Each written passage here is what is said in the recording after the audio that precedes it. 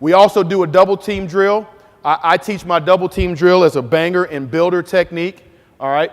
So what I'm looking for when I talk about double team drill, and I told you guys I'm trying not to, I don't want to buckle up on you guys out here, but I teach my double team drill is what I call a banger and builder technique, okay? So what I'm looking for from that is I'm looking for a guy that's going to be the guy that's banging the crap out of him and a guy that's going to build it. Well, how do you predetermine that? I don't, okay? I let the defender or the defensive guy determine who's my banger and who's my builder. So we're going to get set up on the guy, all right? On the kickoff return, we set up, and I use the same technique for punt return, by the way. That's why I'm just calling it banger and builder technique, and our alignments are not exactly like kickoff return alignments would be, which is a guy getting right on top of whoever the set guy is, and then whoever the post guy is or the pin guy, he's coming in this angle. So now we got you. This is where I say you can go. If you come this way, it's going to get ugly real quick, all right? So I got a guy here, and whoever he attacks, he's got to attack you now. He can't, he ain't attacking you. He's got to go attack your direction. Again, remember this, try to get 2 shuffles in before you react so you don't get fooled. Try to keep your base before you react, because if you don't, the first thing you're going to do is that, right? And he's got you, So, that's the last thing you want to see is one guy beat 2. We need to be all fired if one guy beats 2. You know what I mean? You're counting on that to happen. So I'm getting in a good position. Again, ankles inside shoes, knees inside ankles, and I'm on this guy, all right? And whichever way he moves, I'm going to try to get 2 shuffles in before I do anything else, before I lunge at him, before I do any of those things.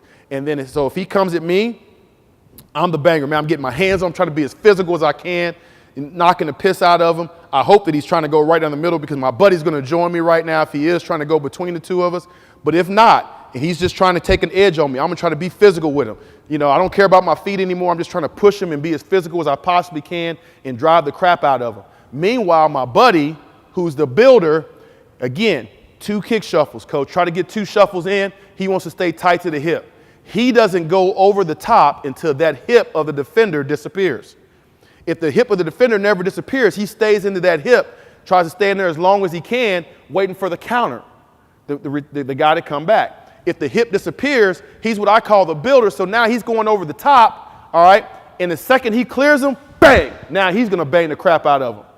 Does that make sense? All right? And now he's going to try to stay with it, and this guy's going to stay in my hip, and he's going to keep trying to shuffle until this guy declares one side or the other. But if he tries to go down the middle of it, it's on and popping, baby. You know what I'm saying? It's going to get ugly real quick. So this is the technique that you see us trying to do here, okay?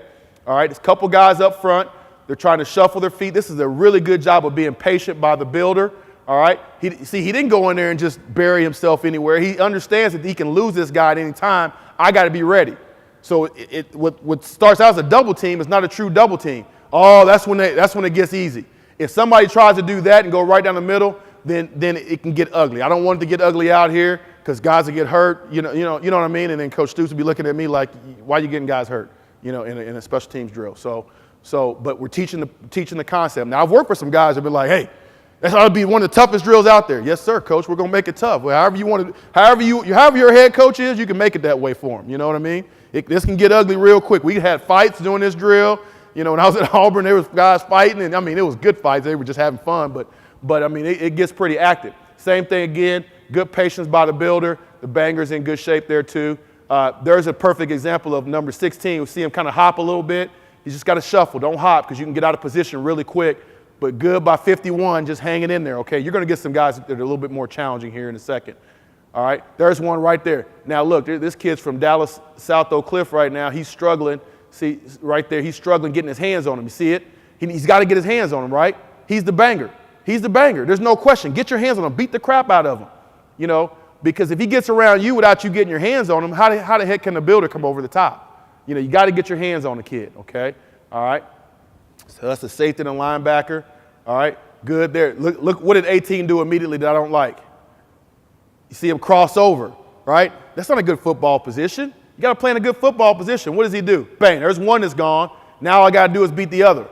And now you got 2 guys losing to 1, okay? That's a win for the kickoff coverage team.